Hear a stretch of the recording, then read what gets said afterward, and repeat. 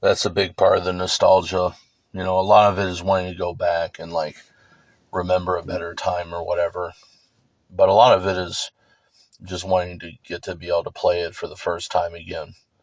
Because a lot of these games were like truly groundbreaking, and getting to play them for the first time was just like holy fuck.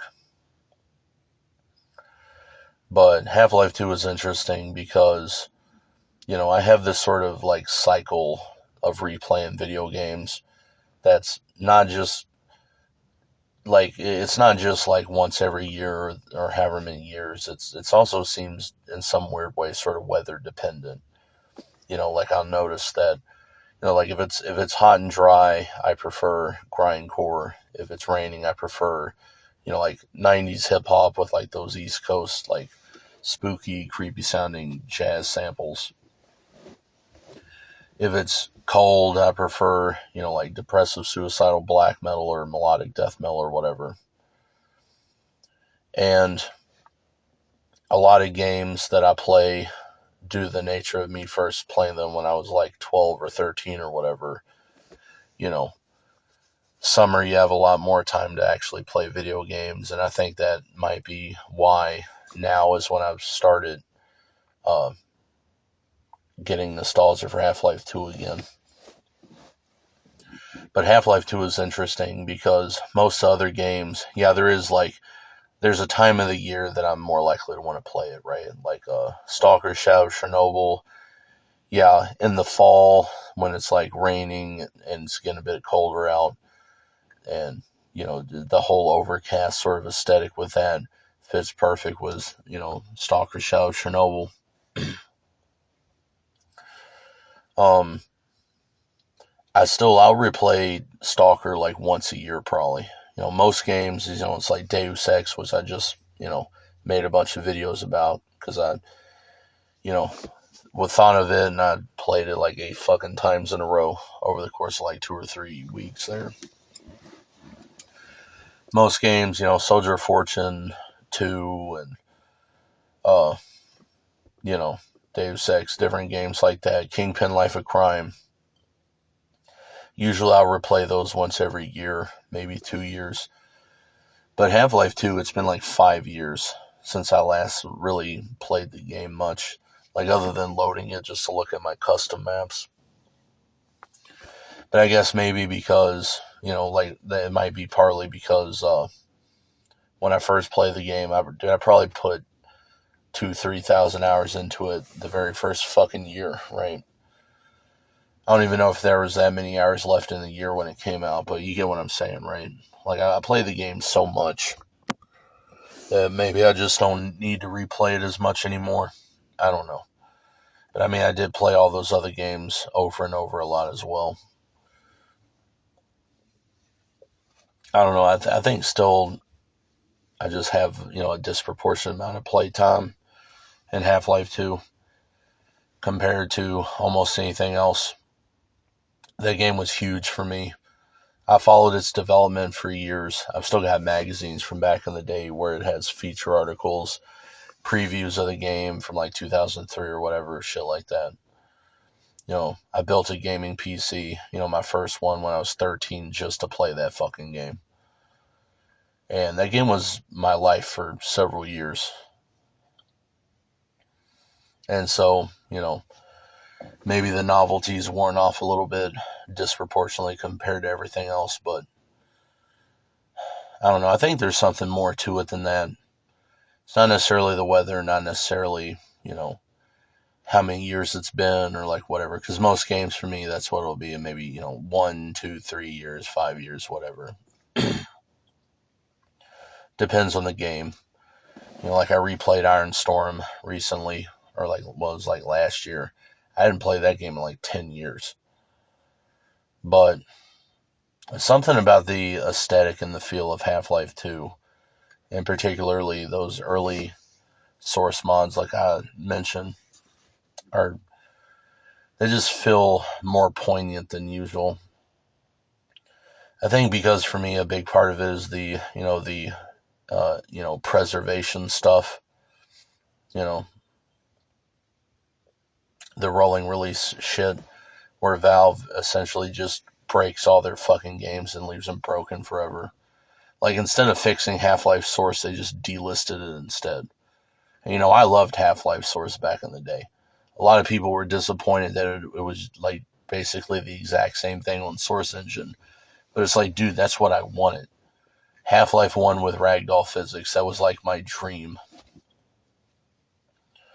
But to some degree, it's sort of like a fucking hollow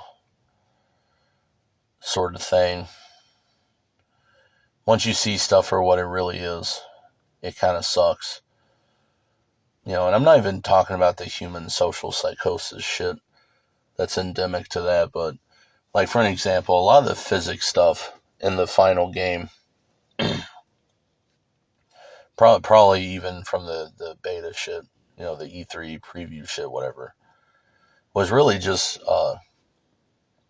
like, it wasn't even actually using the physics engine, like V-physics, so to speak. A lot of the shit, like those seesaw puzzles and this and that. I mean, unless I'm wrong, I don't think I am, but those are really just kind of like, you could have done that shit in, like, Gold Source.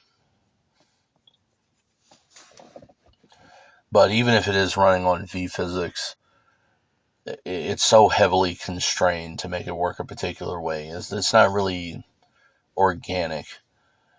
And the more familiar I became with the scripting stuff, like the level design stuff, the more that, at least for Half-Life 2 particularly, it started to kind of lose its magic.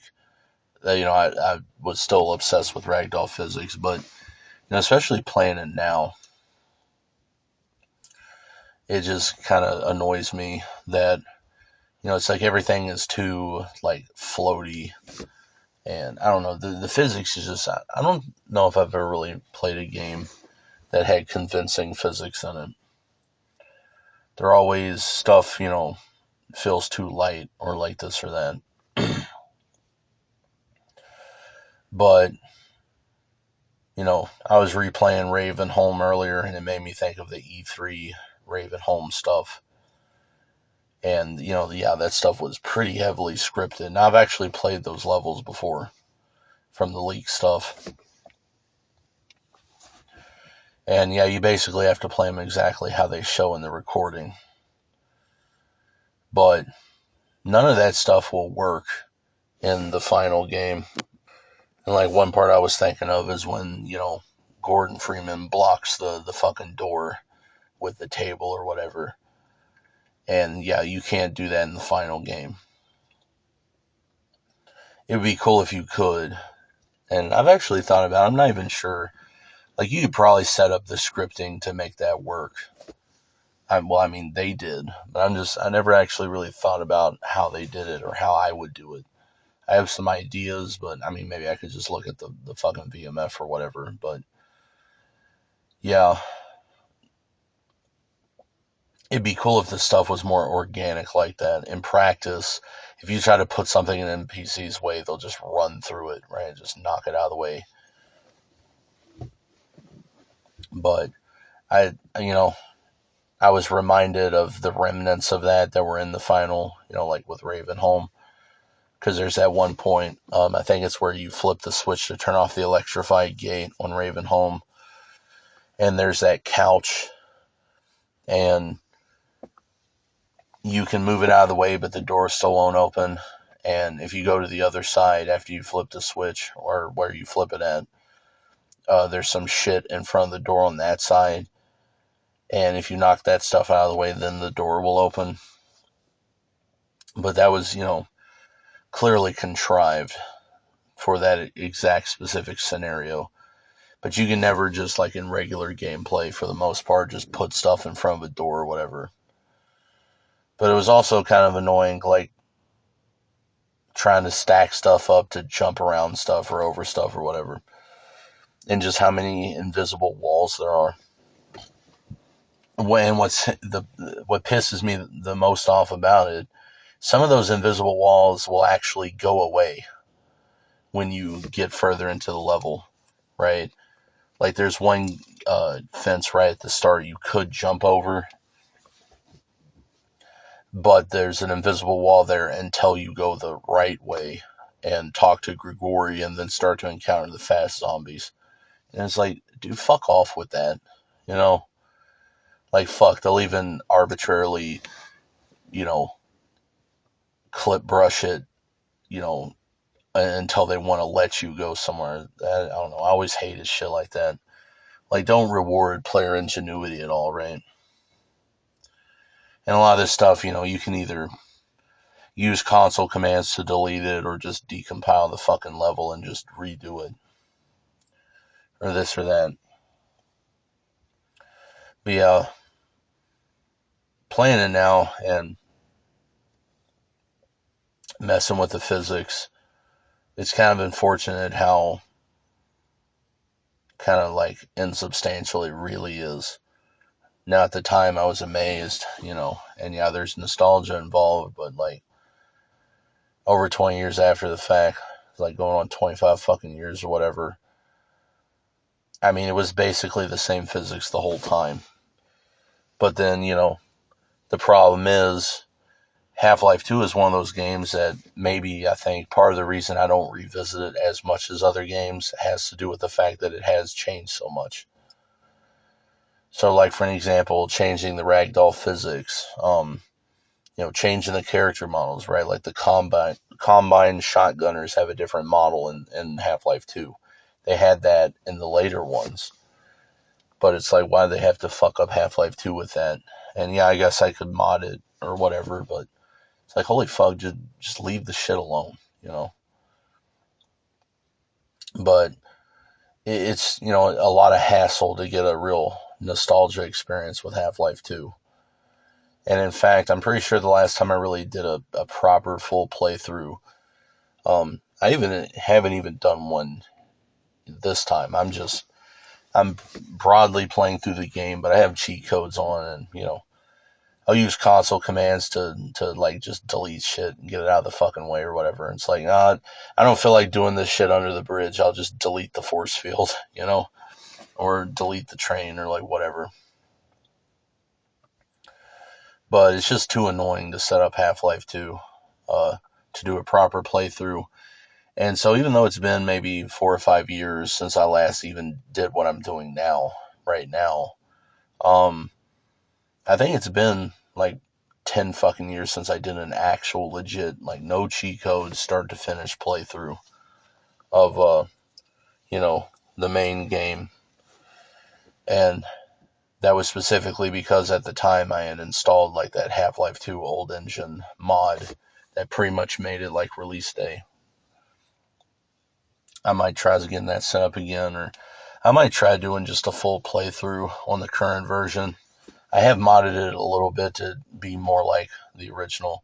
The problem is, though, a lot of stuff still looks fucked up, right? Like, I have DirectX 8 mode on and this and that, but, like, for an example, everything looks way too fucking bright. And, you know, they added that Fong shading stuff in episode 1 that they backported, and it just doesn't look right, and disabling it fucks the lighting up even worse. But it's like, even in DirectX 8 mode with HDR disabled, everything still looks incorrect. And I don't know. I don't have any screenshots directly on hand or whatever to do a direct comparison, but everything just looks off. And there's even certain scripted sequences or this or that I'm not even sure were actually in the original. But yeah, that's why I put on that one video, stop updating games. Because that's a big part of destroying history, is just the literal revisionism. And so, yeah, I don't know. Not really sure what else I had to say with that. But I think that's a big reason I don't play Half-Life 2 as often, even, you know, with all the other circumstances like most other games, because they just keep changing and breaking everything.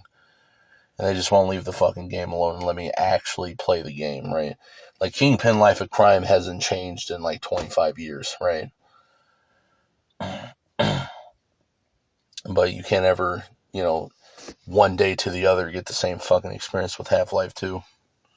And it'd be nice to have the consistency with that, but yeah, I don't know. I'll replay the proper vanilla version someday.